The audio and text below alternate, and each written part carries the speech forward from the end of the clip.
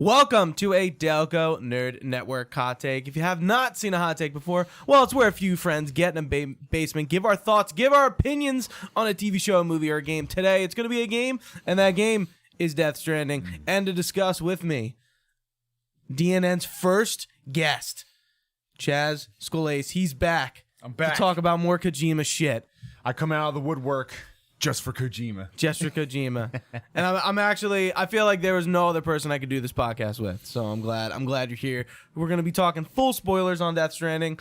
But to open it up, we're going to give like non-spoilery, like it's the best game ever statements. And then we'll talk about the game in broader sense. But this is going to be like full spoilers. So if you haven't played the game, if you haven't reached the end, might not want to continue here unless you really just don't care. Yeah, there's really no other way to talk about this game unless you talk spoilers. Yeah, like you talk about it so generally. Without spoilers. So many of my friends, my brother included, they're like, what is this game? What is it? And of course, everyone says the whole, what is it? UPS walking simulator? Like that's all you hear. And I'm like, well, no, but you fight ghost things and you throw grenades of poop and pee, and then like you can't explain it without going deeper into it. Right. But it's incredible. That's the best thing about it. It's incredible. Right. So like my surface level thing was, yeah, you're a delivery man. Yes. And you deliver packages. That's the fucking like the simplest explanation of Death Stranding. But where I kind of like twist that is it's really what happens between point A and B that is the game. Yes. And I mean like everything that's happening between point A and B. Your gameplay experience, you connecting with other people, the story, all this shit kind of like mashes in between that A and B point. And that's kind of where I take off from there. Because like explaining that journey is like difficult, and like it may be different for you, it may be different for me. Yeah. I mean, I no one plays the same, obviously. Right. Like I the people that did play this game, I was asking them, including you, like how are you delivering this and that? And like I was Zipline City. I'm all about the zip lines, but like a lot of my friends didn't get into zip lines. They were more so like using the trike or using the truck or just the floating carrier, which surprised me. Like I still haven't surfed on that thing. Yeah, I liked it, but I was just like, my thing was I want to pile as much as I can and get it to everywhere I can so I could just be like connecting left and right. That was how I like to play the game. Right. That's how I was in the end game. Yeah. Very much so. So, yeah, it's something you will never ever experience with anything else, and that's just the best way you could put it. Right. Like this is my game of the year, and a lot of that has to do with like you will never play another game like this. Mm-hmm. And I feel like maybe somebody might try to make a Death Stranding-like game. I think it's going to be like a very fucking risky attempt because nobody can make this game other than Kojima. Kojima is the only person who can make this game. And like a lot of its influence in a way comes from Metal Gear Solid 5. We'll talk about that probably more as we get into spoilers. But yeah, this is a unique experience. And I don't think we've never had and we're never going to get another game like it. 100% agree. Yep. Just the whole like my big thing was Kojima, of course, the whole thing, cutscenes. It's just, all right, there's a big story behind this huge game and you don't know what's going on until like you really don't know what happens until the last 3 hours of the game. Right. It's a whole build up. The whole beginning, you're like, okay, what's this? Oh, we're gonna introduce this and then smack this on top of you. But you won't know what's happening until this, and then it's just complicated.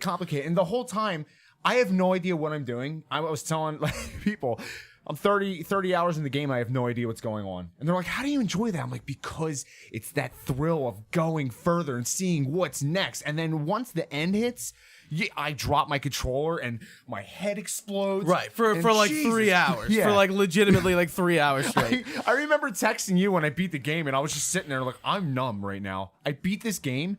I have so many feelings and I'm numb. And that's Death Stranding. That's Kojima for you. Right, right. And like if you're not questioning it, I feel like like while you're playing the game, if you're questioning what the hell is going on, I think that's like where you're gonna start being like, well, why am I doing this? Why is this dude named Die Hardman, and why is he wearing a mask? Like, who is Amelie? Why has no one ever seen her? I've only seen her on the beach and in like digital projections. Like, what's up with that? Like, if you just question everything, like you eventually get mostly all those answers. I think this game like ends.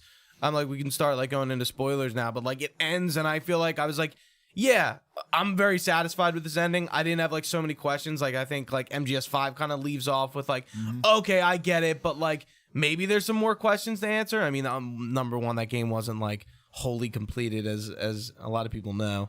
You know, MGS5 is like a 2/3 of a game. Yeah. What? When it ends and then starts again and it's like more, but you're like confused. Like what's happening here? I was so confused playing that game. I enjoyed it, but you know. Right.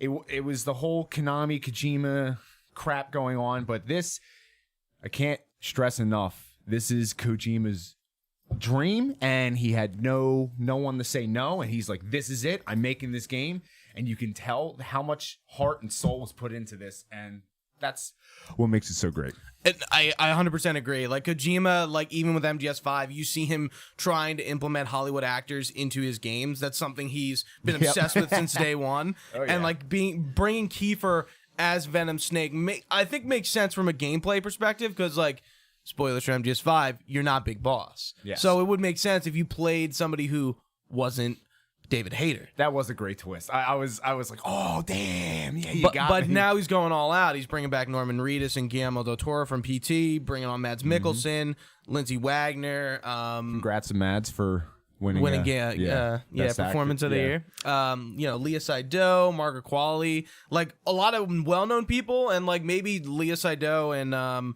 Margaret Qualley are kind of two actresses who are like aren't like super mainstream, but like if you've seen like the things they're in, you definitely know who they are. Oh yeah. And I think everyone's performance in this game, down from Tommy Earl Jenkins, who is, you know, a kind of an unknown, and he does like more voice acting roles, down from Die Hardman to Mads. I think they're all phenomenal. They all do a great job. Some better than others, obviously, but I could really tell like the acting in this game was fucking stupendous. Mads, the whole Cliff thing, like I don't know, it just really connected with me. I just loved his character. I loved the whole build up. I loved the whole like lucid dreaming thing every time you came up from the elevator, seeing like the whole like flash or whatever happening. Are we going spoilers yet? Are we doing things? Did you think that the baby, your BB Lou was you? Yes.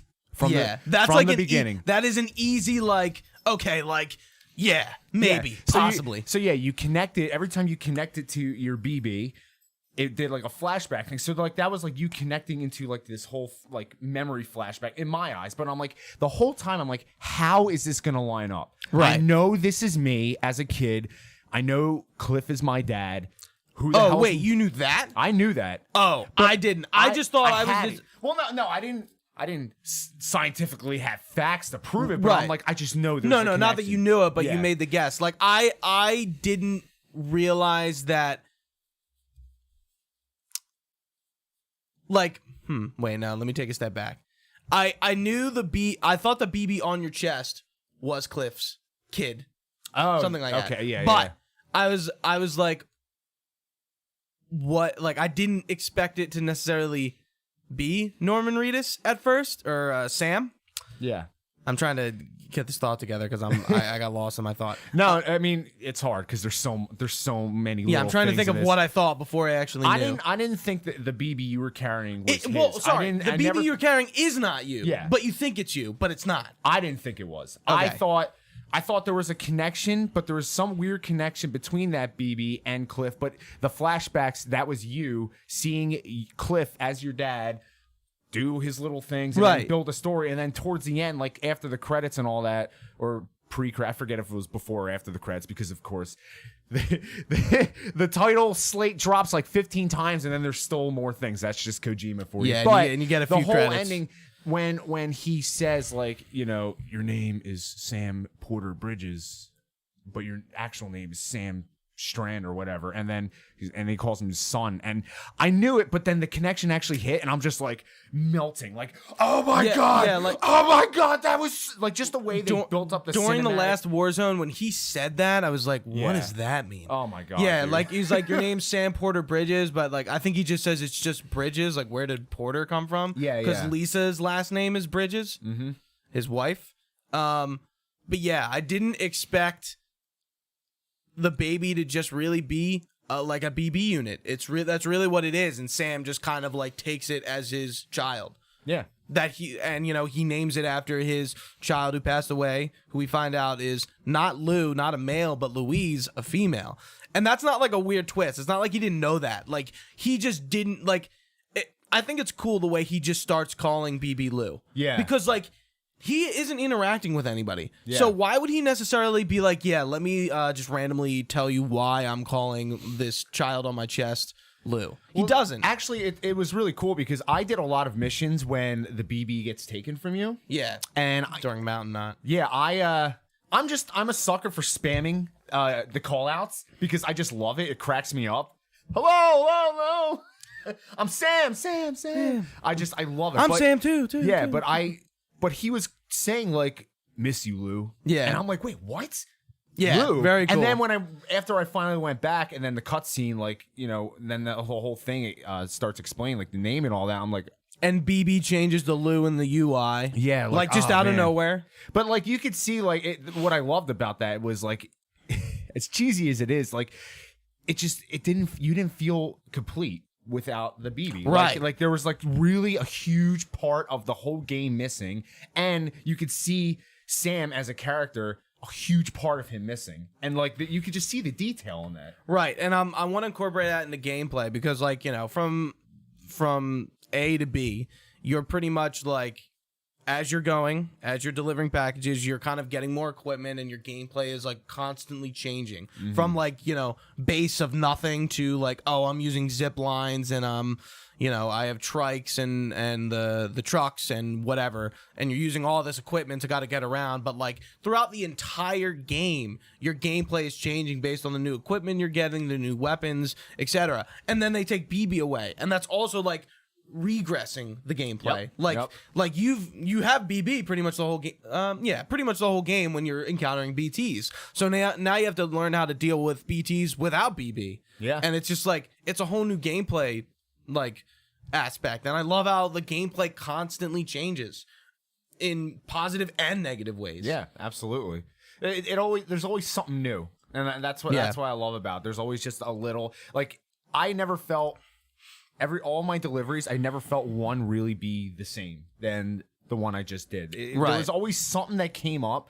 But really, I have to say that the one thing that makes this game shine is his choice of music. One. Yes. Low Roar, I cannot stop listening Yes. to. I am absolutely obsessed with that band. Yeah. But just when you're just walking and then you can just see the title of the song to the side and it starts playing, and then it's just like you really get sucked into some of the the first few moments of that, like when Bones plays Asylum for the Feeling, which is a Silent Poets song, Pazan, Waiting 10 Years plays, like a lot of Low Roar songs play like when you hit certain cues in the game, and like you really just get this emotion from the songs, and no other game has ever done that, especially music from outside sources. And I think that's another reason like Kojima won, or Ludwig Forssell, the composer for the game, won best music, because we're incorporating not only like original score, but like churches and Silent Poets and Low Roar and fucking Bring Me to the Horizon, and like all these artists who like collaborated to do this album for the game. It's fucking incredible. And like it's unreal how cool that is. Has that been done before with like any other Not game? to huge extent. Like Churches did a song for the latest Mirror's Edge game. Yeah. But like you get one song and it's not like a big deal. Yeah. But like Kojima really put that into this game. I know bands have made like one song for a game, like Opeth made a song for God of War, Korn did, or Jonathan Davis did one for like Silent Hill and stuff, but not collectively as like a group making an album. Misha did the Halo 2 The remaster. Breaking Benjamin did that one song. Yeah.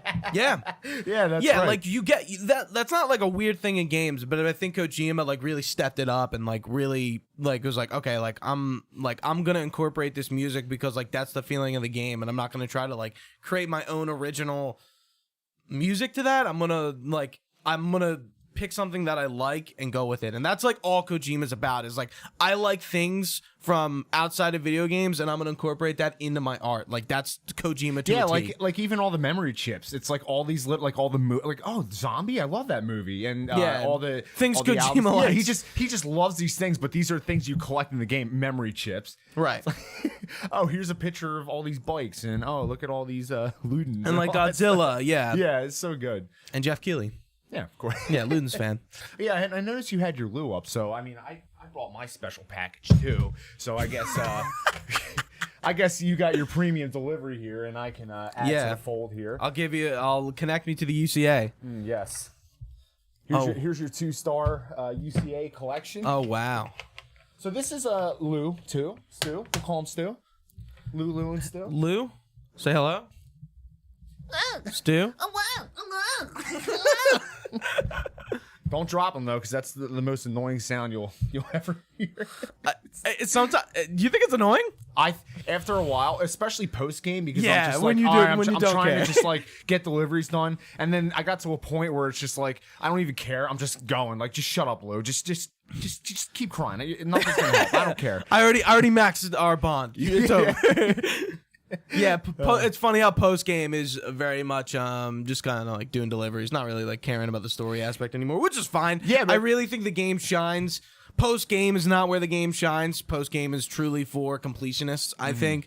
But I think you should do like before you beat the game, you should be like progressing kind of naturally and just doing what you want to do. And like, hey, if you want to do the main story, do the main story. But if you want to do some side stuff, like do stuff on the way. I think I beat the game 60 hours. And I just platinumed it, and I was like 85 hours.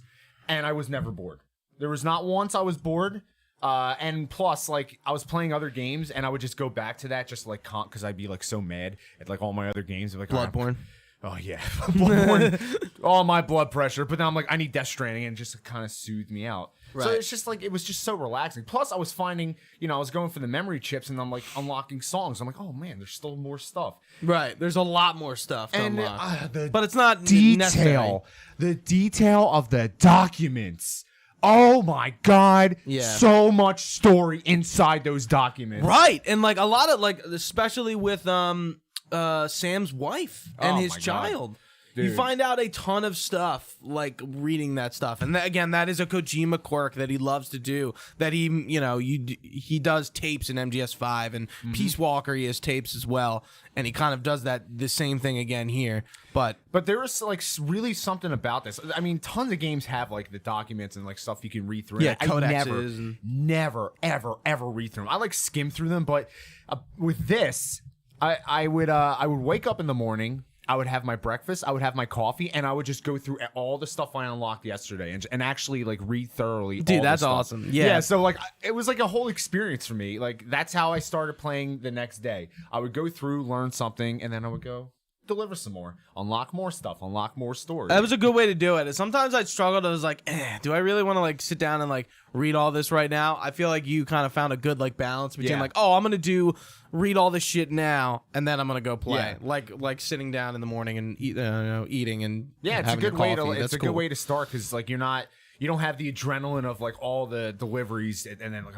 all right, gotta sit down. And you get a chance to go through the music.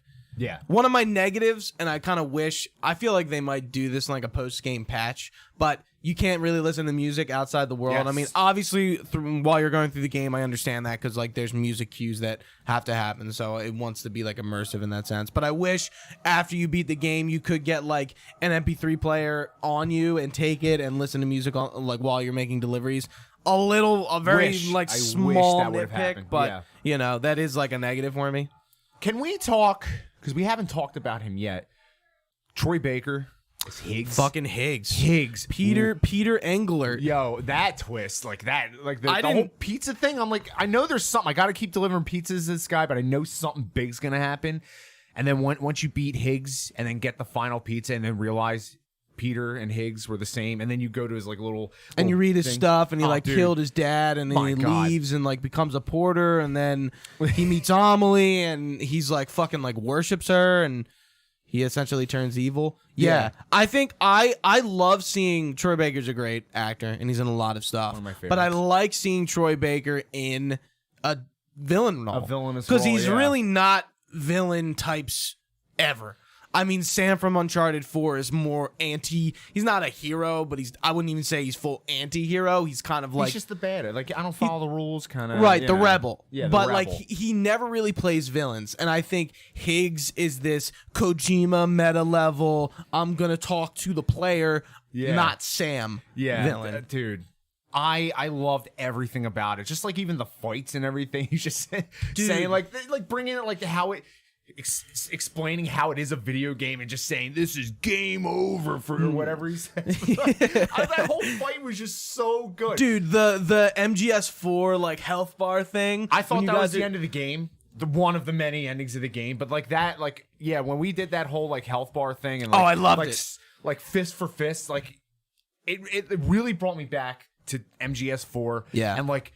When as young as I was, like playing that, just like, oh my God, this is one of the greatest things I've ever seen in my life. And then there was like a quick snap of that while I was playing Death Stranding. So like Kojima's like showing his love for like his previous work and putting it into this, and it's just like the rush of emotions and feelings and just like, oh my God, this is badass, but oh my God, this is awesome. Like there's so much. I have so much emotion for it. It's just so good. Yeah, I think Higgs is really cool. And obviously he's not like the main villain. He's very much like the misdirect villain. Yeah. Like he's there to kind of be like surface level in your face, this is the bad guy, but like it's really what's behind him that is the villain. But I think Higgs's design, the ancient Egyptian aesthetic, which was there kind of, you know, from the beginning, I noticed that when they first introduced them, that he like wears the hood and it's kind of like the pharaoh's garb. I love ancient Egypt. I'm not sure if you knew that. I did not. So like I'm very up on like, oh fuck, like the Han and Ka stuff. Like I was about it. And I didn't really know like Kojima had an affinity for that kind of stuff. So I was like, one thing he doesn't really do with MGS is kind of like bring like super like ancient historical stuff into his games. Like I don't think he really does that too often. There's probably a few cases, but like he really like dives deep on this like Egyptian mythology about life and death, and Higgs is a literal representation of like that aesthetic. Yeah. Interesting. What else we got? What else we gonna discuss? Because there's so much. So, what do you feel? How'd you feel about Amelie Bridget? Like finding out she is that kind of blew my mind. The sixth extinction entity, and that all these. Do you know? There's actually something called the Big Five, and they're the Big Five extinctions. No, I did not. So they're all like prehistoric Jurassic period extinctions, and they usually got worse as they went, but not all of them resulted in like a total loss of all living life. Like not everything died during all of them, but like if you look it up, like it's pretty technical, but like there's only 5 big extinction events that ever happen, ever. And that's what they're referencing with that. And then they talk about the woolly mammoth and the Iceman. But I like how they like brought that in, because like I knew, obviously, you know, there's like, you know, meteors hit the earth, you know, back in the day. Back during the dinosaurs.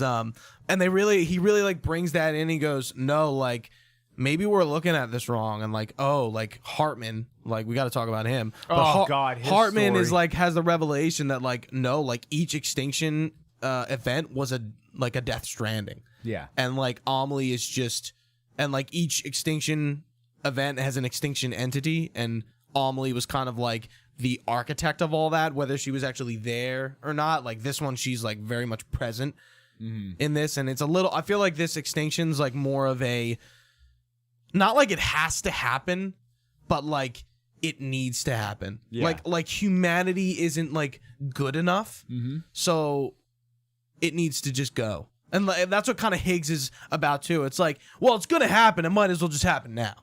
Right. And that's Amelie's kind of the same way. It's like, well, we stopped it, but like it's gonna happen like 10,000 years from now. In that part where she's walking towards the thing, and you have the gun, and she tells you to make the choice to shoot or not, or just let it happen. Did you shoot? Yeah, I didn't. Or I wanted to be dramatic, so I shot to the side, and then I walked with her. I sat there for a point, and I was like, and I shot to the side. Like I didn't shoot at her, and then I like went back and I shot her, and at the game I like got game over, and then went back. Yeah, and then I like shot like I just looked around and I shot like in random places, and then I ended up going up to her, and then you hug her, and that kind of like stops it. Yeah, and Sam Bridges is this man tasked with connecting the world, yet he can't connect himself, and that's really interesting. Like not even just the aphenphosphobia portion of it, which I think is a ruse. I don't think that's true. I think he's using that as an excuse for a reason why he doesn't like to touch people. Yeah, but as dramatic as the scene was, What when he's in the shower with he's in the shower. What a Kojima thing. And Dead Man, is that his name? Yeah. There's so many names. Dead Man gets in and he's like really close to him and talking to him about the BB and Die Hardman and all that. And in the shower, because there's no one listening, but they put that over dramatic, but that scene was just so crucial. Like there's so much more happening that you don't know about, but it was funny at the same time. So again, that's the Kojima-esque, the whole Hartman thing with the likes, and then the likes coming up, and then the thumbs down. Like meeting Hartman is definitely like one of my highlights of the game. I think he's definitely like one of the most interesting characters. Oh my god! Because he's very like charismatic, but he's got like really deep reasoning for why he's doing what he's doing. And then thing where he's like liking everything, and then like Sam gets something wrong, and he like minus 20 likes. I'm like, that's fucking like again, we like Kojima humor kind of like coming into it, like really like meta. Like it's not that meta, but like. He's looking at you, the player, and he's like thumbing you down more than he is like Sam half the time. The whole time, like when you first meet him too, and he dies for that little bit, and you literally sit there for the 3 minutes and look around the room. just look around the room. But I thought it was brilliant. Like you can zoom into the little things and see all the little details in his office. His office is all padded, so obviously if he falls, he can just fall and be okay because he just dies every 21 minutes. 21 minutes. Yeah, I thought his story was great, and the whole thing about him looking for his family on the beach, kind of thing, and right? Just, like, and that him was like, but even like Mama has the same thing where like they have like very interesting ties to the Death Stranding. They're not just there like doing a job, like something happened to them, and like Hartman's is like was he getting surgery? Yeah. He was getting surgery and he died. And then they brought him back, and the Death Stranding happened. Yeah. And it's just like, that's insane. Like, absolutely fucking crazy. Yeah, and how Mama had her dead baby lingering as a BT kind of thing. Right, like that. Yeah, and she was giving birth during the Death Stranding, and she was trapped under the building. Like, it's so deep. But it's then so deep. And then Mama's baby isn't even hers, it's her twin sisters that like couldn't conceive, and like the whole Lochna and Malignant, Mama's real name. Yeah. I really like locked in, and then they're the same thing, like it's like one spirit to get, like it's just there's so much to it. I kind of really like that in the end. Like I wasn't sure, I'm like, oh, like she's a twin sister? I'm like, what? Oh, okay, sure. Yeah, and, whatever. And then at the end, like too, I know we're jumping everywhere, but you have to. You really have to. At the end, when you're on the beach with Amelie and the whole credits thing are rolling, and then you get everyone finds you and brings you back, where it seemed to you, dead man like comes up. Yeah. Where it seems to you to be like what 20, 25 minutes, that whole like ending part, but like it was years, or was it like a year? It was like a long time. It was a few hours for them. It was a few months for you. That's right. Yeah. So like I always like that kind of stuff, like the time difference. And then when you press the touchpad, is this a glitch? Yeah. Is it? Like, is this still going? And Amelie's really like giving this exposition on the extinction entities and like who she is and who Bridget is and how Bridget is the Ka, but Amelie is the Ha. Like she's the spirit and Bridget is the literal personification of her. Very interesting way to do that, instead of like really misdirecting us from the beginning. Like, but like even everyone like questions it. Like you get letters and it's like, Bridget just kind of, or Amelie just kind of like showed up one day. Yeah.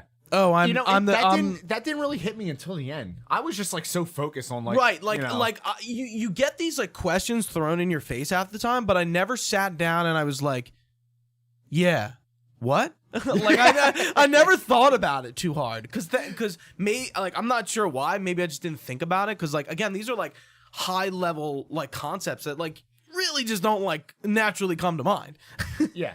Not at all. I mean, like, it's a Kojima game. You're getting misdirected in some way, shape, or form. I just kind of let it happen, and then, if it connects with me, it does, and if it doesn't, then, I'll figure it out in the long run. Going back to Sam, like, not being able to connect, like, there's this huge commentary throughout the game about, like, and, like, related to social media today, like, we're like, as a society, how connected we are, but at the same time, how disconnected we are.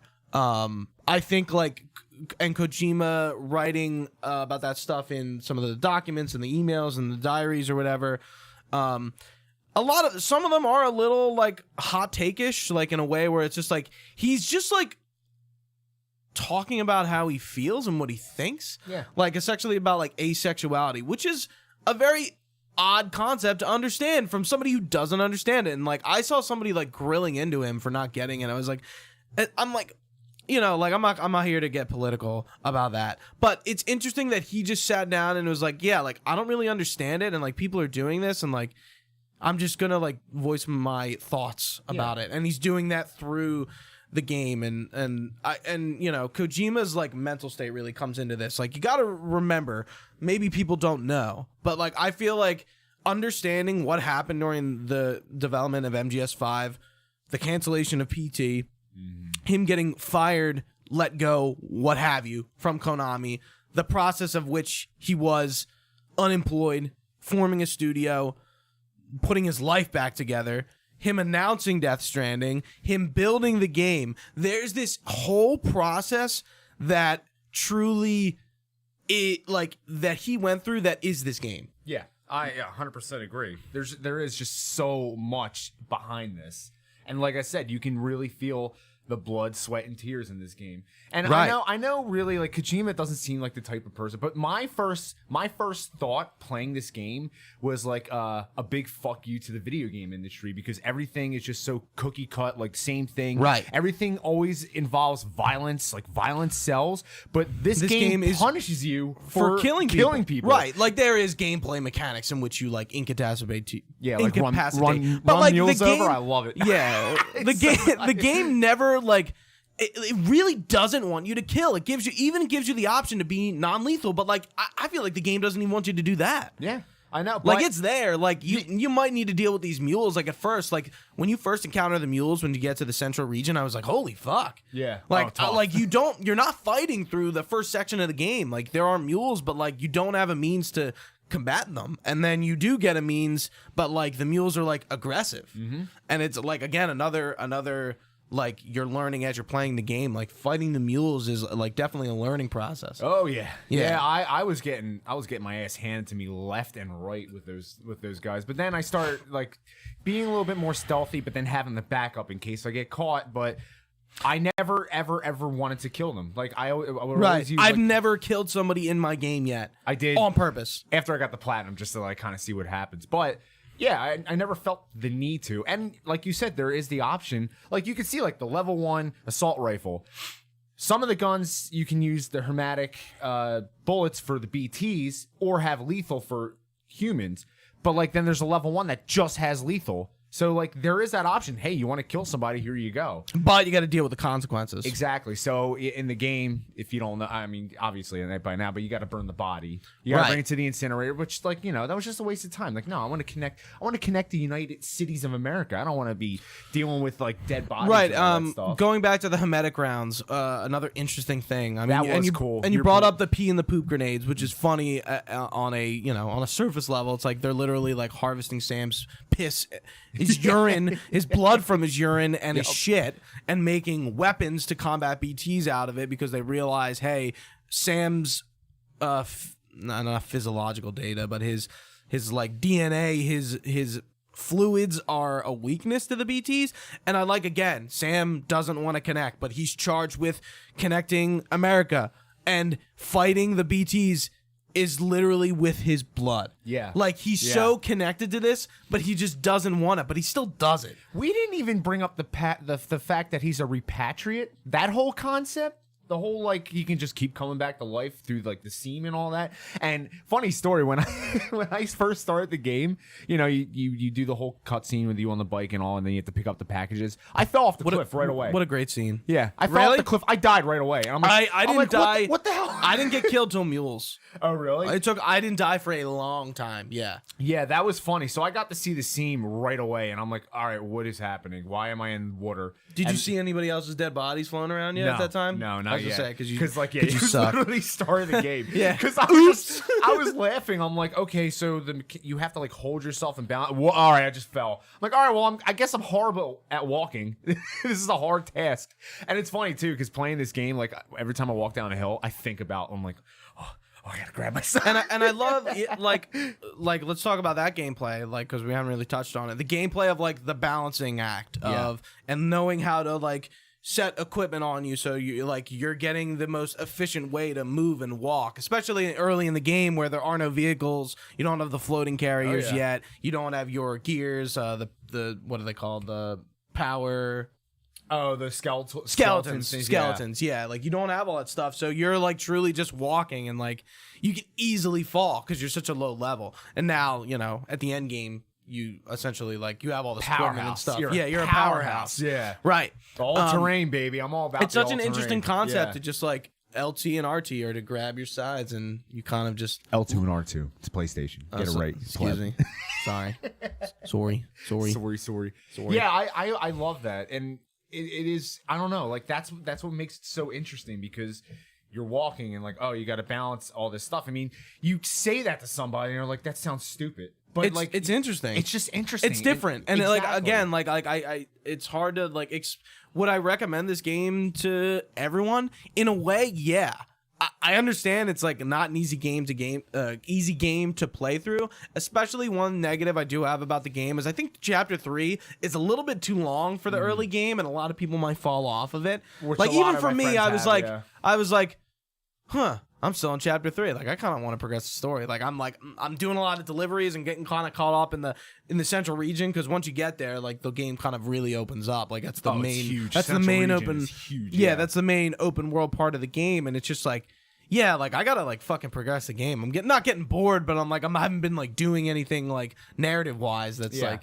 You know, I want to see what happens. Yeah, I mean, it all depends on the type of player you are. There's a lot of people that are just like straightforward. I just want to do the game. And then there's the people that want to see what all the game has to offer. I found myself the first like 40 hours I'm like, oh, lost cargo. Ooh, packages. Ooh, that needs to be delivered. And the one thing we haven't touched, which really grabbed me, was the whole online thing, helping people build stuff. Like that really, really grabbed me. Right. I would see like, oh, there's a bridge. What does it need? I would run back, go get the materials, and build that bridge for that person. I love that. Yeah. Like, and that's the whole thing is about connection, and you're connecting to online people.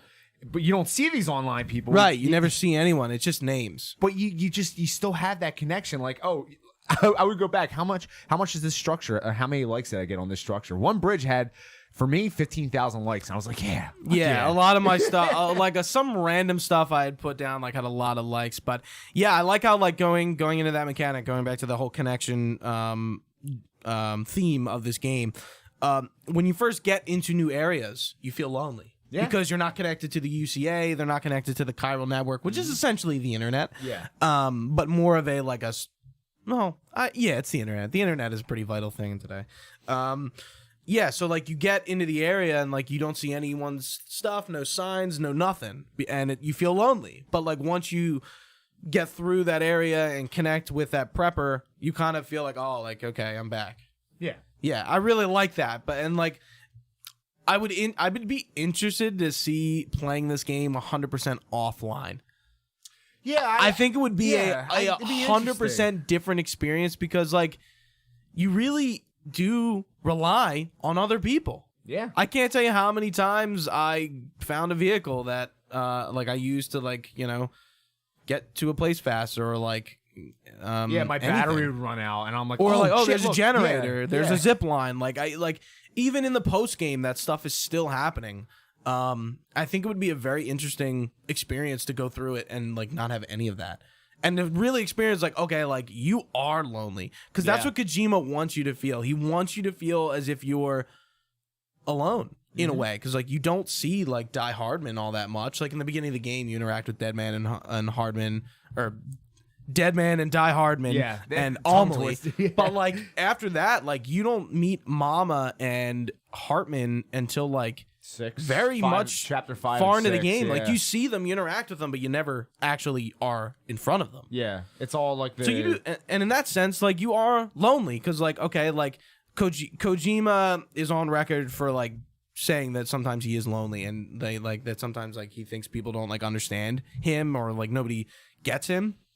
But we have social media, so we're connected, but like that doesn't mean you're not lonely. Yeah.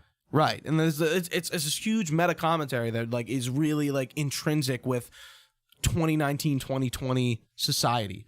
And like I feel like nobody else but Kojima would like look at that and try to make a game out of emotion regarding social media and just like being a person in 2019. Oh yeah, I mean like when you post something on Facebook, what do? You see who likes it, how many likes you get, how many comments this you like maybe endorphin rush. Yeah. I don't know if that's the correct terminology, but I'll try to sound smart.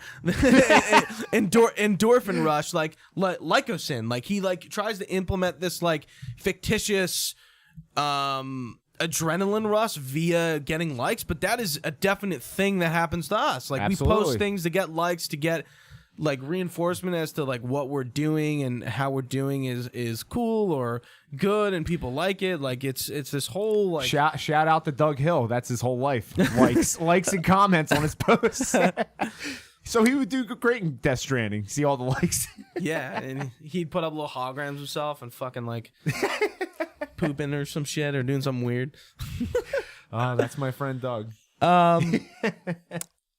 I'm trying to think about what else we have. So let's go back to the ending, but like that whole ending portion of being on Amelie's beach and even discovering or like when you first get to her after you fight Higgs.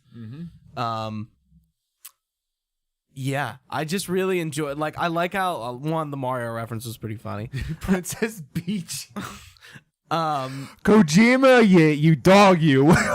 What a way to just like bring something so like awesome and serious and just make me just crack up laughing out of nowhere. And I like, love why? I love how Sam is so not like I can't really tell like what Sam's relationship with Amelie is. Does he love her? Like he loves her, but like in what sense does he love her? Oh, I don't know. Because like, don't you like how like once you're on the beach and we haven't talked about Fragile too much yet, so maybe we can talk about her starting now. But like when you and Amelie are on the beach and you're about to go like do that little run thing, and Fragile shows up and she's like, it's kind of like this love triangle. Yeah, and like she's very like, yeah, you got my help. I'm done later. and she's very like standoffish with Amelie. Mm-hmm. Like you can kind of tell there's this like not sexual tension, but like there's this like tension between them. Like they're not that they're fighting for Sam's recognition, but like do you know what I'm saying? Yeah. Is that the same part where Cliff comes out of the water? Yes, that's after. And then Amelie pushes you back into the world and all that stuff. Yeah, I think I was still laughing at the Princess Beach part, so I wasn't really paying attention because I was still so blown away by Princess Beach. It's so ridiculous. So yeah, I have no comment on the whole love triangle portion of the game. Right. Let's move on. But Fragile's whole thing about how she can that's where you get like the quick jump thing, and she pretty much she takes you to her beach to throw you somewhere else. Did you actually ever fast travel in the game before you beat it? Yes, I never did. I did like when I wanted to go back to like the eastern I region. I never went back, and I think I asked you. I was like, "Do you have to go back for any reason?" Because I was like, "I don't really feel the need." Well, yeah, I just wanted to like just see what was over there, which is very unlike me. Because like in Witcher 3, the first zone you start in is called White Orchard, and it's really small. Yeah, and you can easily 100% it and then leave and never come back. Yeah, and then you get open to the big world, like same thing as Death Stranding. But I never went back to the eastern region until I beat beat the game. Like I was trekking back. Yeah. I never went back. I never found the need. I was just like, I feel like I'm like there's like the game isn't telling me, oh, like there's like quests and stuff back there still. Yeah. Like the game was never like in my face about that. It was letting me like do the side content that I wanted to do. Yeah, it never really wanted you to like go back. You had the option, but like I only went back and I'm like, all right, what's here? I did a couple deliveries. I'm like, yeah, I'll go back to Central. But going back to East, I did not build anything. I did build like one little like base thing towards like the incinerator because I wanted to be fancy. But like I never felt the need to build like a zipline city there or like more generators. In Eastern I did once I beat the game. Never. I was like strictly at the whole mountain region. Zipline City. Zipline City, baby. So yeah, my Zipline City now goes from like South Knot, Timefall, and then the whole mountain region to Weather Station to the Craftsman. So I literally can just go anywhere. I have a huge zipline system set up from Mountain Knot to the Mountaineer, over to the Spiritualist, and I kind of still need to build it down, but I probably won't build it all. But like, yeah, that's where mine is.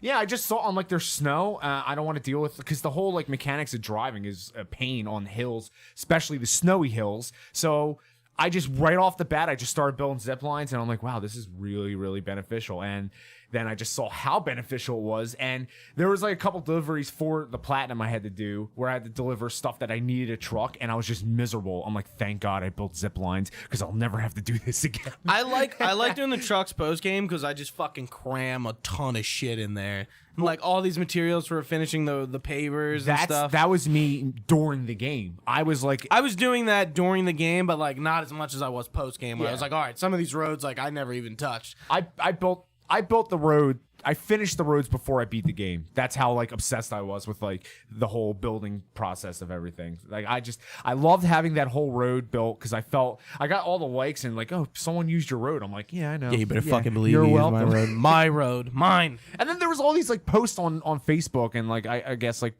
someone spent this much money or this much materials building the roads and this and that. And I'm like, dude, I'm doing that.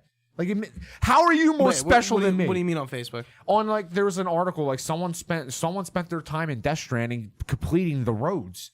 I'm like, well, that's what I'm doing. Like, why don't I get recognition? So then I felt a little hurt because I didn't get a whole Facebook article about me. I like how like it's not like the game is like fractaled in the sense where like, you know, like so many players are on one server and then so many players on another. One other negative. I know exactly what you're gonna say. Big huge nitpick. I wish like as PlayStation friends that we could form strand connections and see each other's content and in help our game. each other out. Right. Because like that, yeah, that would have been nice to be able to see like your shit. Like, oh look, you only have a level 2 this. Here you go. You're welcome. And then we go, oh, yo, I text you. I saw your thing. Thanks for the help. Thanks. Thank you. Kindly. Yeah, like that would have been awesome. Like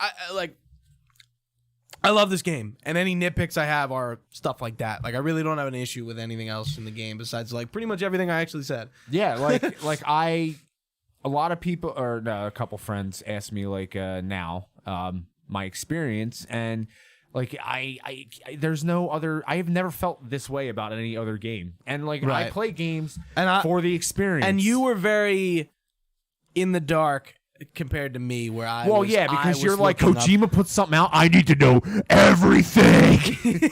Well, like yeah, dude, like seriously, that's how I was acting, especially like that teaser trailer, and like I learned I'll Keep Coming by Low Roar, and that's when I got into Low Roar. When that trailer first came out in 2015 or whatever it was, 2016, and I was just like, Kojima started like tweeting more about this band. It was like something with this band, and guess what? They're all over Death Stranding, and guess what? The game is based off Iceland, which is where Low Roar is from. And Kojima went to Iceland in 2014 to research, I think, for Silent Hills, and incorporated that into Death Stranding. Like all this shit is like you just got to read in between the lines. Like it's there. And Low Roar just made another album sale because of me, because I recently just bought one of their albums. Did you buy are you gonna buy the record? I'm buying no record. I don't buy records. I still buy CDs. But I am gonna buy. No, my brother does. Yeah, he's the record hound. I'm the CD guy. But I am gonna own their whole discography because I literally cannot stop listening to them.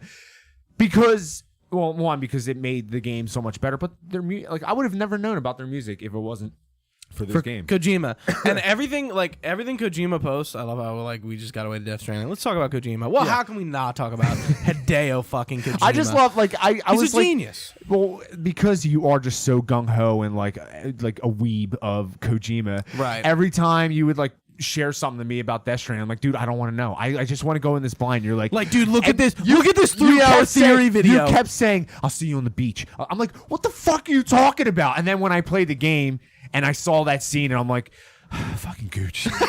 God damn it, Gooch. What was I gonna say? Going back to Low Roar, like Kojima tweets music and stuff all the time. I listen to everything he tweets out because I was just like, why does he like this? Like, I want to know. Yeah, that's how I am. You with live him. and breathe and worship this man because of what he's done for you with his art, with his games and all that. And like even he got me into churches. I fucking love churches. And one thing I had a revelation this summer. I listened to a lot of churches this summer. Their new album or the newest album, Love Is Dead, and I was just like, I in my life never was into concerts. Yeah, and you're very opposite of me, so this might be interesting. Yeah. I've never been a concert guy. I'm really into music, but like I never wanted to go see somebody live. Yeah. I never had that like urge. And listening to churches, and I was like, I want to see churches fucking live. Yeah. Like I want to go do that. And the same with like another band that I've found that's like the retro wave genre that I've mentioned to you before. Like that band, like I need to go fucking see this band and fucking just like be there and listen to this music. And yeah, and like Kojima being really into churches and like seeing them perform Death Stranding at on the Late Show with James Corbin or whatever. That's where they did it first. And then the Game Awards. And I'm just like, they're just as in on this as him. And that's what I love about everyone Kojima has come in contact with. Conan O'Brien, fucking J.J. Abrams. Like all these like really famous people know who Kojima is, and they get him. And I'm just like, that is fucking insane. Because like Kojima's the only one from the video game industry who has this like renown. Like as being this fucking like auteur and this like mastermind, and like Metal Gear really like put him on the map. Yeah, you don't see many people like tweeting or like posting, like hanging out with any other like game people, but like when someone's like, oh god, I'm with Kojima, I need a picture with him, I need to post about this. Like when he's just a walking when like, Kanye mystery. West like tweets like, I'm in New York, I heard Hideo Kojima is in New York, how do I meet him? And Jeff Keighley goes like, DM me. Like that is like unreal to me. Like Kanye West, like as famous as he is, wants to talk to Hideo Kojima and he doesn't even know how to get in contact with him. Like that's crazy. He's something else, that Kojima. But let's go back to the game. Okay, so we were talking about Fragile. Well, no, wait. Well, unless you want to go to another point, I want to talk about Fragile. What was I? There was something else I was going to bring up. All right, talk about Fragile. It'll connect. I really liked her story, and I thought it was interesting that like her wearing that suit. Yeah, that was cool. Like because that was really because cool. of her like the Higgs kind of captured her and forced her to run through the timefall, which was also another awesome concept about the game, the whole timefall aspect. Right. I love that. And like I knew it was like, this is definitely like from that trailer. The first big E3 trailer they had, when like you first see Lia Seydoux as Fragile, and like he puts his hand out and the timefall hits his hand, and as well as the picture, and I'm like, this is definitely like a lore thing, but like there's also a gameplay mechanic in this, like 100%. Yeah, which is awesome. I think the way they did the timefall was very cool. It ends up being very like second nature, but like it just works. But like the lore implementation of it into the gameplay mechanics just works. And that's something like sometimes like mechanics in other games, like it's like, what the fuck is this? Like it doesn't really make too much sense, and it's definitely here for like just like a gameplay reason. It doesn't really have any like lore around it, but I like how Kojima makes the effort to be like, okay, like I'm gonna explain like really like what this is, and like with Chiralium, and it's it's a byproduct of the Death Stranding, and like there really isn't regular like precipitation. It's just timefall and time snow and timefall snow. I would find myself carrying at least 3 repair sprays, because even though you really didn't have to like spray them down to make them perfect to get like a good score, I wanted them to be perfect for who I was delivering for, because I was just so into it. So I would carry 3 sprays, go through the snow, go through the timefall. My shit would be all like rusted and like about ready to just be completely damaged, and then there's me like, here you go, here's your perfect package, bruh. And like it's just something that like really stuck with me. Like, oh, where am I going? Okay, I know this is a heavy timefall area, I better stock up. Like, I was always thinking ahead, like I'm gonna at least carry 3 of these, because again, I was all about delivering. Like I delivered everything everywhere. I pack as much as I can on my back, because I want to just deliver as much as I can to 4 different places, and I was always prepping for that. And then the whole like BT thing, like when we haven't really talked about BT. Yeah, when the whole heavy timefall thing happens, and then that whole like when you freeze and feel them kind of thing, and then your Odorek, Odorek, yeah, your Odorek goes off. How about like the sound design on that thing, man? I love Odorek. It's so cool.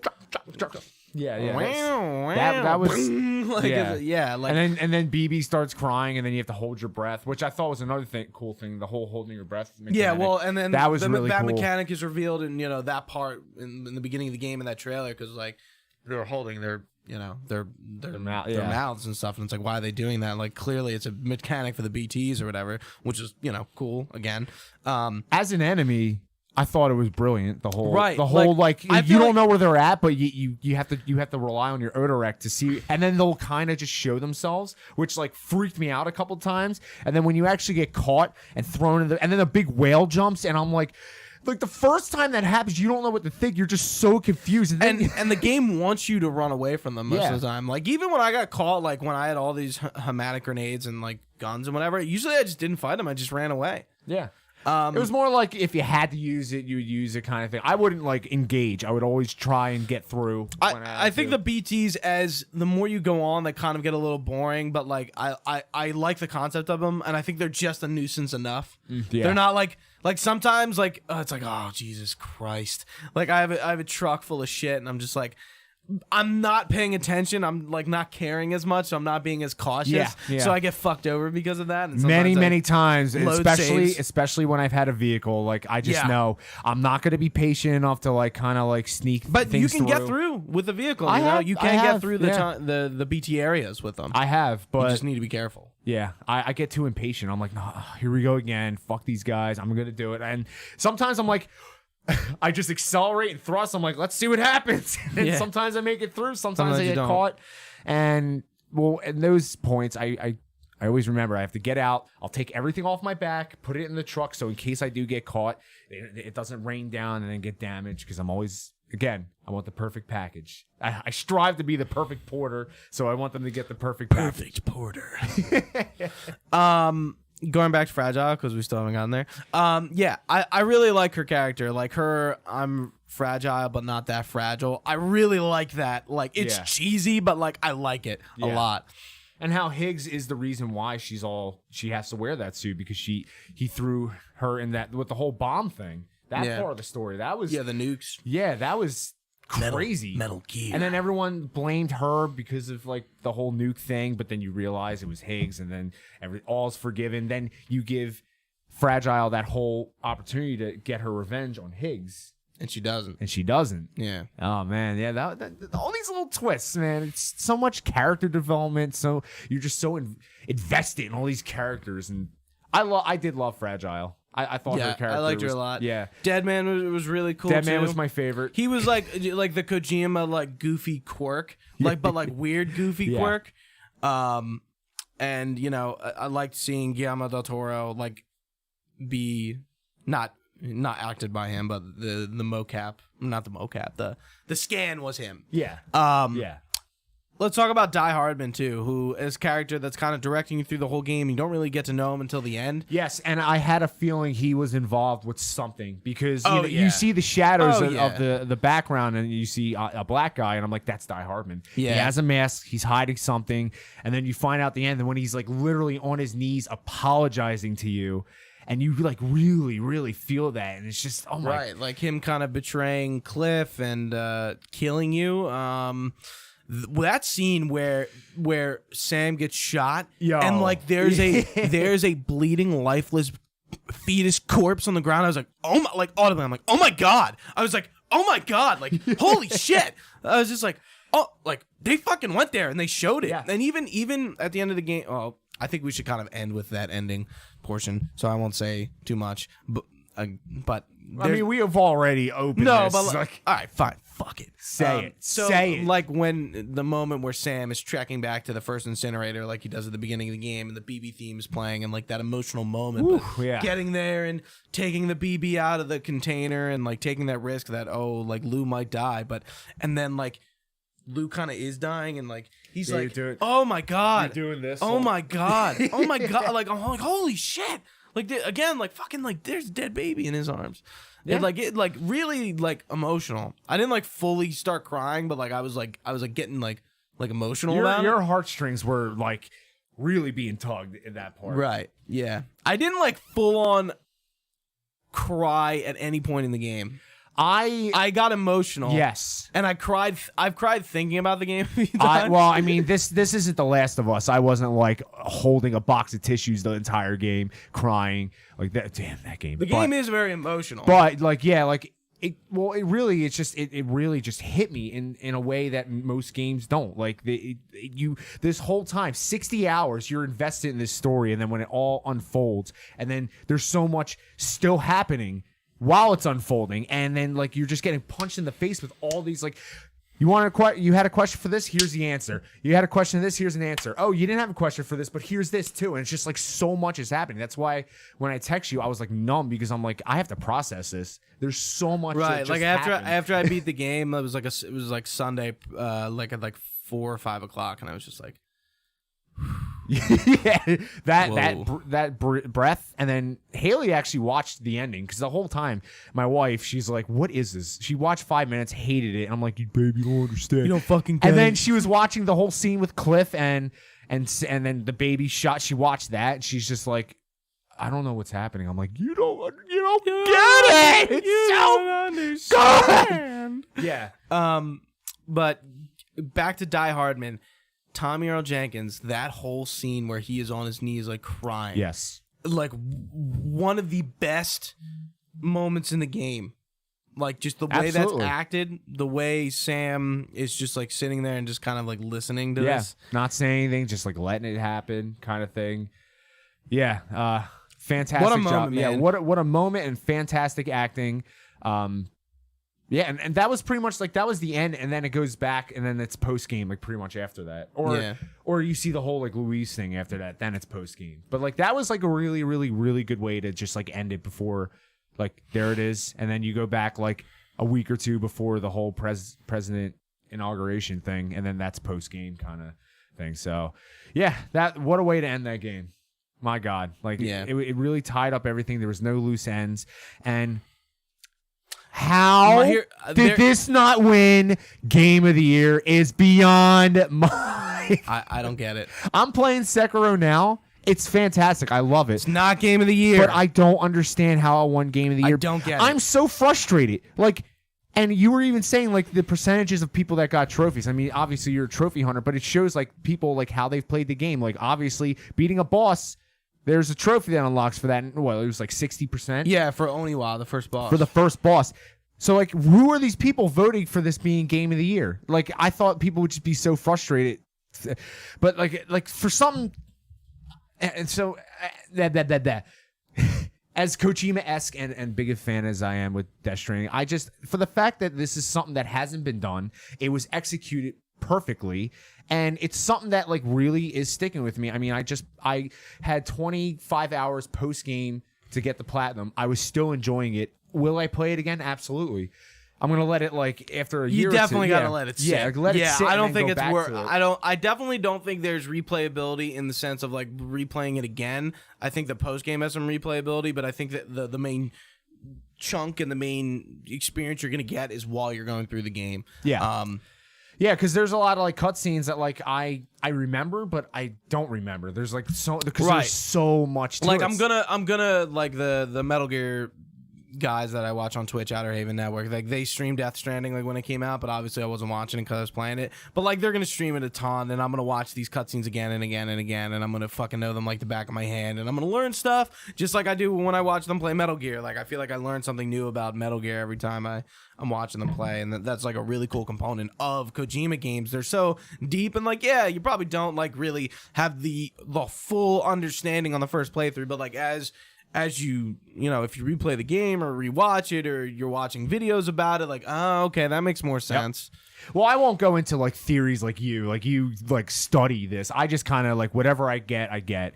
But like I replayed Metal Gear 2, 3, and 4 like a couple years ago, and like I knew what happened. I've played 2 a billion times, but I still enjoyed it like it was the first time. MGS2 is one of those games where I feel like people don't really like understand that game. Dude, there's so much in that game. There's so much. It's hysterical. Raiden's a bitch, but you have to have him be a bitch because it makes him in 4 just such a badass when he comes out of nowhere. You're like, yo, what the hell, Raiden?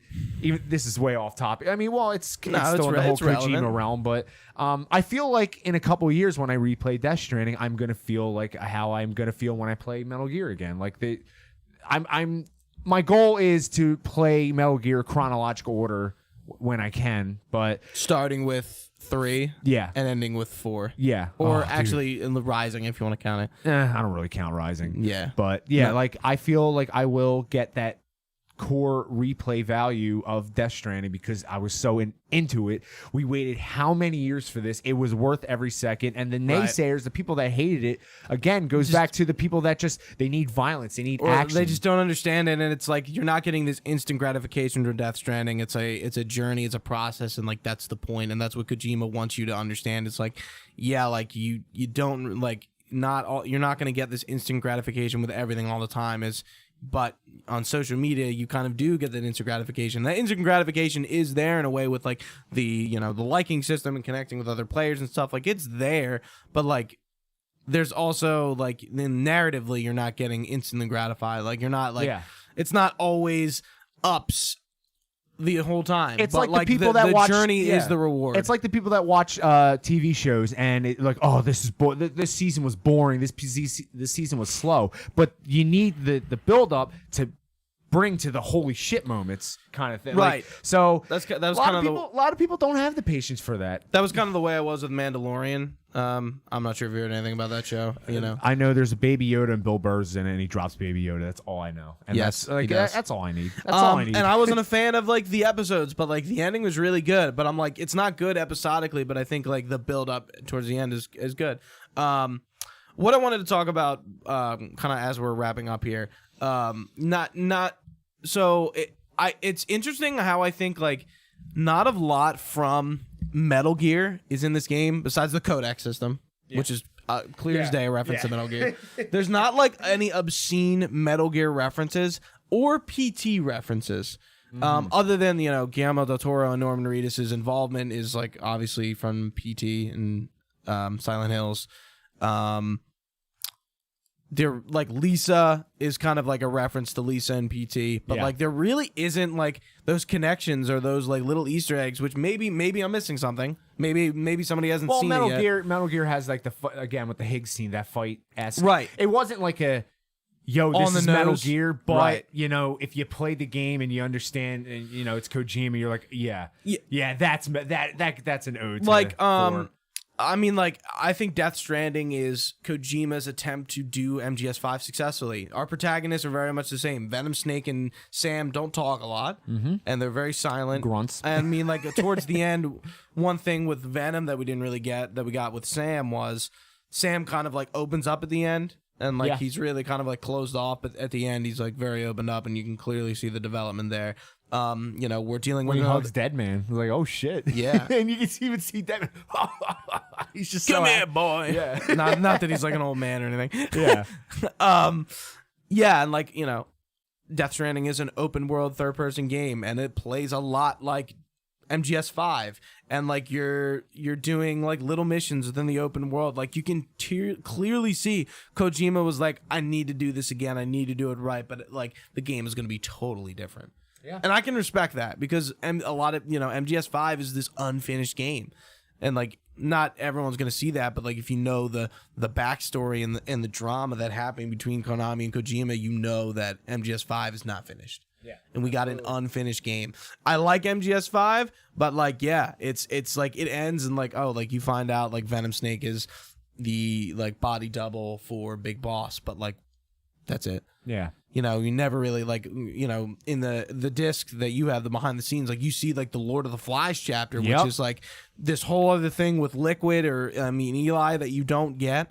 And it's just like, it kind of sucks that happened the way it did, but we probably would have never gotten Death Stranding. Yeah, I agree. And we would have maybe gotten Silent Hills, and that would have been really cool. I always wonder, like, what if Silent Hills was made? But now... But guess what? Yeah. Let's talk about not even the fact that his next game is definitely going to be a Silent Hills type horror game. That's definitely going to be a thing. His own. He's already talking about like, hey, like I'm working on the next concept. Like he's tweeted about it. I know. He's like, I'm rewatching some horror movies that he said he couldn't get through that inspired Silent Hills. But like, let's talk about how a fucking demo for a game has influenced the horror genre in video games, because PT like created a precedent. I think Resident Evil 7 would not have been made if it weren't for PT. A lot of people making games that are like spiritual successors to PT because of just how well it worked and how scary it was. Like even though we didn't get the full game, like PT is like this gem. That like I still have it on my PlayStation, thankfully, because you can't get it anymore. But like I go through it sometimes just to experience it again, and it literally, like, I don't get scared easily, but this demo, like, it's horrifying. It is, and that's why I can't wait. I can't wait for him to do something with horror, and it's especially if it's like the same kind of like first. Hey, Junji Ito is the engineer, and Junji Ito, if you don't know, is this who he was working on Silent Hills. I'm not sure to what capacity, but he was. I think writing, but like his manga is like very like crazy horror. And if you haven't seen it, like just Google Junji Ito. You should see stuff, and like it's weird shit. Yeah, I'm a big fan of like very like psychological fuck with your head kind of horror, where it's just like not like, oh, I'm a killer, I'm gonna kill you. He also worked on Silent Hill. Yeah, like I don't know which ones, but he did. I love Silent Hill 2. Oh my god, what a game! But like those kind of games that just kind of get in your head, and that's why PT was so special, because you really had to figure out what to do. It wasn't like go to point A, point B, because it legit is just a loop. You're going the same thing, but you have to do little things to kind of finish the demo, and you have to figure it out. But like in between, there's like some little things that were there, like Lisa would just like, she was there and then disappear. Like those little things, man. Like, so she's always behind you. Yeah, that too. That's crazy. Like, I love that. That's so crazy. Why is it sticking? It's from the condensation. Science. Anyway, did you see that video? Did you see that video that I sent you? Yeah. So he did another video where he explores. So when Norman Reedus' character walks through Silent Hills, he explores that area. Oh yeah. I gotta send it to you if you haven't seen it already. But it's incredible, like how much detail is in that part, and it's funny. So like once you clip outside, you just fall through it, and once you fall through it, like Lisa just appears and like kills you. Like it's scary. Yeah. But like he's like, so what I did was like I'm not touching the ground, I'm actually floating above it, so I'm walking. So that's how he's like going through the map. It's really cool. And again, like how PT is still being talked about is fucking beyond me. The game, like people keep like finding shit out about this and like relating it back to whatever, and I just find it absolutely fascinating that a demo from a canceled game is getting like as much attention as it is years later. Yeah, it's insane. That's just the power of Kojima. Like he has that effect, but especially because he has such a crazy mind, he is going to just absolutely kill in horror gaming. I cannot wait. And I am curious, like let's say Metal Gear got finished and all was well with him and Konami, and Silent Hills was made. The next project, like I know if Silent Hills was made, whatever he puts out next, Silent Hills wouldn't be as good as because he has full control. Death Stranding is full control. So for him to have full control in the horror genre, dude, Oh my God. It's gonna be cool. I am gonna need a new pair of pants for this one, ladies and gentlemen. No, it is gonna be absolutely insane, and I'm looking forward to it. I cannot wait. I can't wait just to see what else he does post the horror project. I'm just excited, and if he actually starts making movies, that would be interesting. Well, too. he said he's open to it. I know. I think that's something he has to do. His first movie is going to be 12 hours long. I'm calling it right now. with all It's going to be like The Irishman, but on crack. Yeah. Oh, you thought The Irishman was long? Here's a Kojima production. It will take 3 days to watch. So before we kind of we're kind of wrapping up. So I put out a little Google form. I wanted, in the spirit of connecting, as Kojima wants us to do, I asked some viewers, hey, like, what did you think about Death Stranding? And I'm going to read off some 2 good ones that cool. I got. So this is from Matt Penza. Thanks for writing in. He didn't finish the game, but he goes, I plan on finishing the game, currently a couple hours into Chapter 4, and I'm really enjoyed the atmosphere in the beginning. But slowly over time, I started to lose interest. My favorite part of the game was just making deliveries and traveling through the world, and I found the BT encounters to be annoying, and in a way, and in the way of the fun I was experiencing as time went on. The game is beautiful and the story grabbed me early on, but I was having trouble diving back in. Definitely need to be in the right mood to play this game. Don't get me wrong, I don't think this is a bad game, but it's definitely different and niche. That is true. Not a game for everyone or your average cookie cutter game, not a game everyone or your average cookie cutter gamer could pick up and enjoy. And I agree. I kind of agree with everything you said. I don't think you're wrong. Yeah, I mean, if this is something you have to be in the mood for, obviously take your time. There's no rush to beat this game. And right. And I think if you're rushing, and that's kind of like Red Dead Redemption kind of falls in that category. I think if you're rushing through, you're not doing it right. Yep. That's right. Yeah, I took my time to progress, and so like I played this 8 hours a day, kind of, but I was just delivering packages for the fun of it. So if you just want to play the game and deliver and connect the way the game tells you to, but span it out like a couple hours a week, I highly suggest that. So next one was from Jake Friel, who finished the game. All right, Jake. Thank you for writing in. It was a very different compared to anything I've ever played, and that's not a bad thing. Kojima did a phenomenal job adding sense of community into a single-player game with the like system and being able to like other players' tools, bridges, delivering other players' packages that they leave behind on their journey. I 100% agree. Yeah. Yeah, I think like Kojima really created this unique experience, not just a game, an experience, a piece of art, like this just like this. It's like almost like an art installation, like it on like a very fucking high tier level. Again, as we said many times, nothing will ever be like this. And I hope the game ends without sequel baiting, and I don't think we're gonna get a sequel. I think there could be a sequel in a way, not directly to this story, but like the game ends. Yeah, the game ends very well. The jar is sealed and put away. I'm hoping this is it. Like, I mean, I don't want to get a sequel to obviously, if there's a sequel, of course I'm going to play it. Right. But I'm very, very happy with this. But again, nowadays with like Hollywood, like we're getting sequels like 25 years later. But Kojima is on record for like every fucking Metal Gear game saying this was his last Metal Gear, and he just got into this. 4 is the ending. 5 is a bonus in my eyes. 4, you cannot come back from 4. Konami wanted Kojima to do more Metal Gear, and he didn't necessarily want to do it, but he kind of did it anyway. And he needs to get out of that rut. So doing a Death Stranding 2 would just kind of wouldn't make any sense from that standpoint, knowing that Kojima like just wanted to get away from Metal Gear, but he could not. Chaz, any last thoughts before we wrap this up? Obviously, we love Death Stranding. I think that's clear as fucking day.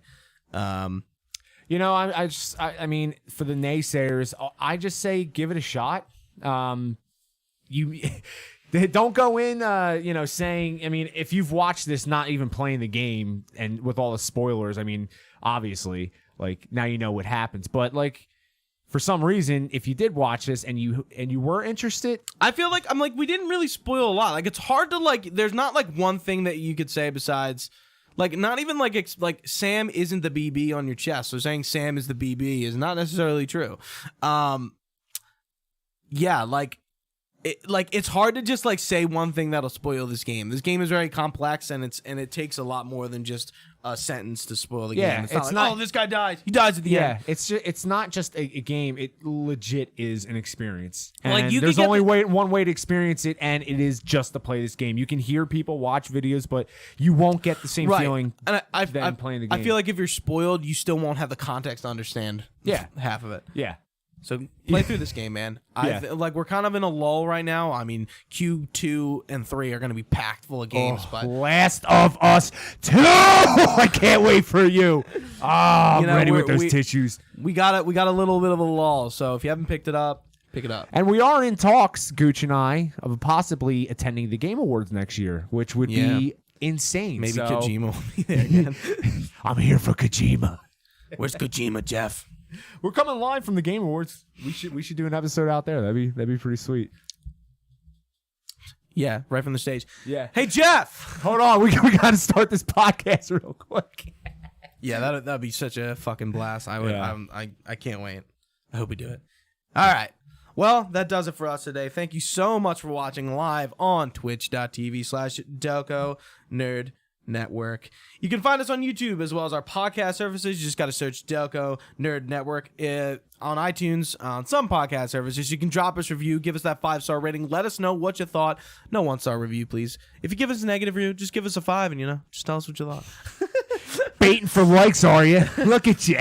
While you're at it, you can check out our socials. We're at the Delco Nerds on Twitter and Instagram. All this info can be found on our site at delconerdnetwork.com. For Chaz, for me, the Gooch. For the BBs. For the Lose. That is our Death Stranding hot take. Hope you enjoyed. We'll see you next time. Stay nerdy.